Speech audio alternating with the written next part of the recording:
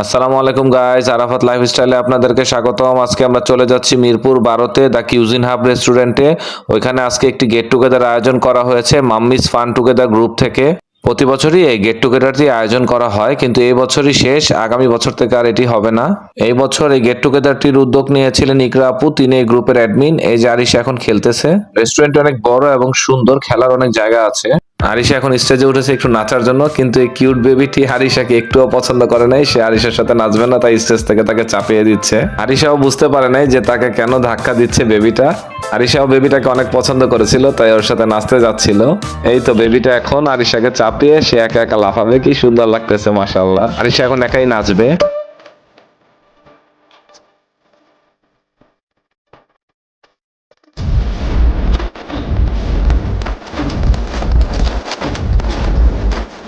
Puccini marca perché?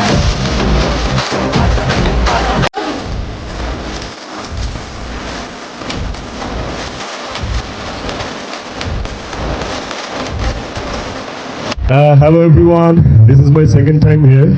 এই প্রোগ্রামটা third time, sorry. ছেলেরা নাম্বারে সবসময় ভুলি, আমি বরাবরের মতো এবারও অনেক বেশি হ্যাপি। ভালো লাগছে যে এতগুলো মায়ের সামনে আমি অ্যান্ড সব মাদেরকে অভিনন্দন, শুভকামনা। এতটুকুই বলবো, এনজয় করেন ইয়োর ডে। অ্যান্ড আমার ফ্যামিলির জন্য, রিজিকের জন্য সবাই দোয়া করবেন। Thank you all, thank you. এখন কেক কেটে প্রোগ্রামটি শুরু করা হবে। আজকের প্রোগ্রামের স্পেশাল গেস্ট ছিল জাহের আলভী, যাকে আপনারা ছোট পর্দার বিভিন্ন নাটকে দেখে থাকেন। আরো স্পেশাল গেস্ট ছিল হলো ঢালিউড কুইন অপু বিশ্বাস দিদি। তিনি এখনো প্রোগ্রামে এসে পৌঁছাতে পারেন নাই, কিন্তু কিছুক্ষণের মধ্যে পৌঁছে যাবেন। এই প্রোগ্রামে র্যাফেল ড্রর আয়োজন ছিল এবং খাবার দাবারের আয়োজনও ছিল, যেগুলোর ক্লিপ আমার নেওয়া হয় নাই। অপু বিশ্বাস দিদি চলে এসেছেন চিত্রনায়িকা অপু বিশ্বাস, ঢালিউড কুইন। সবাই আমরা তাকে বলি এবং জোরে করতালি দেই। অপু বিশ্বাস দিদি চলে আসাতে সাংবাদিকরা যে ভিড় করেছে, তার ফলে গেস্টরাই তার সাথে দেখা করতে পারেনি।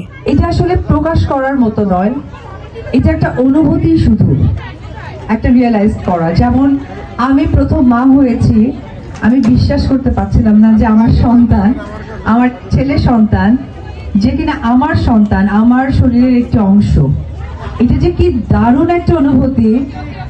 একটা পাগল দেখবেন, রাস্তায় দেখবেন, মাঝে মাঝে আমরা দেখে থাকি কোনো নারী যদি পাগলামি করে, দেখবেন তার সন্তানকে তার কাছে থেকে কিন্তু টেনে নিতে পারবেন। মা এমন একটা জিনিস। আমি বাবাদেরকেও ছোট করবো না, কারণ প্রত্যেকটা নারীর সামনে এগিয়ে যায় প্রত্যেক পুরুষের জন্য।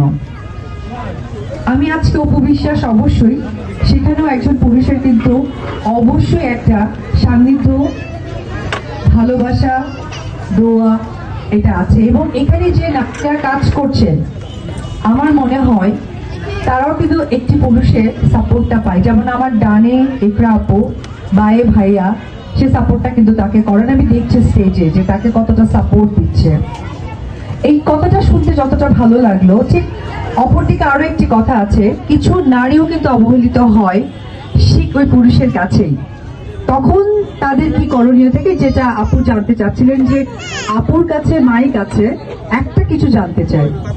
আমি খালি সর্বোপরি কথা দীর্ঘায়িত করব না, কারণ মা এই শব্দের সত্যি কোনো বিশ্লেষণ হয় না। আমরা অভিনয় করি, যখন কখনো মা বলতে হয় এই করে। তো আলহামদুলিল্লাহ, আল্লাহর কাছে আমরা শত কোটি শুকরিয়া করি যে আমরা অনেক বেশি স্ট্রং। এই যুগে আমাদের জন্ম হয়েছে, যেখানে আমাদের মা খালারা কিন্তু সেই যুগটা উপভোগ করতে পারেনি। তো আজকে থেকে প্রত্যেকটা নারী, আমি একজন নারী, আমি অপু বিশ্বাসের পরেও আমি একজন মা, প্রত্যেকটা মা এবং নারীকে এটুকু বলতে চাই, আমরা হারি না, হারতে দিই না, হারতে শেখাই না এবং হারবো না। Thank you. এখন সাংবাদিকরা চলে আসলো আমাদের কাছে আমাদের পেজের ব্যাপারে জানার জন্য, আমাদের কাপল ব্লগের ব্যাপারে জানার জন্য। আমরা আরাফাত লাইফস্টাইলে কি কি কন্টেন্ট আপলোড করতেছি, কাপল ব্লগ করলে কি কি সুবিধা পাওয়া যায়, এবং আমরা কি প্রফেশনাল ব্লগার হতে চাই কিনা, এইসব প্রশ্ন করতে করতে তারা আমাদের অনেকটা সময় নষ্ট করে ফেললো। এই প্রোগ্রামের অনেকগুলো স্পন্সর ছিল। স্পন্সরদেরকে পিছনের ব্যানারে আপনারা দেখতে পারতেছেন। র্যাফেল ড্রতে আমার ওয়াইফ অনেকগুলো পুরস্কার পেয়েছে, যেগুলো আপনাদেরকে পরবর্তী কোনো এক ভিডিওতে আমরা দেখাবো।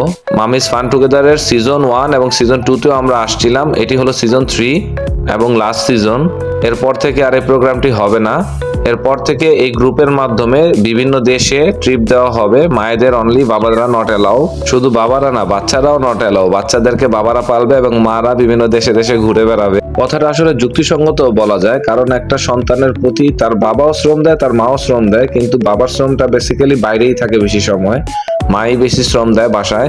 বাবারা যেমন শুক্র শনিবার বা গভর্নমেন্ট হলিডের সময় ছুটি পায়, মায়েরা কিন্তু তেমন কোনো ছুটি পায় না।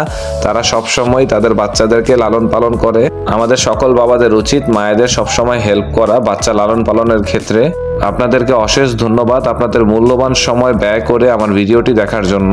ভিডিওটি আপনাদের কাছে কেমন লাগলো তা অবশ্যই কমেন্টস করে জানাবেন। আপনাদের লাইক বা কমেন্টস দেখলে আমাদের কাজ করার আরো স্পৃহা জাগে। আশা করি সামনে আরো ভালো ভালো ব্লগ আপনাদেরকে উপহার করতে পারবো। এই শুভকামনায় আজকে বিদায় নিচ্ছি। আল্লাহ হাফেজ। এই যে আমার ওয়াইফ, তার গিফটগুলো আপনাদেরকে দেখিয়ে দিল।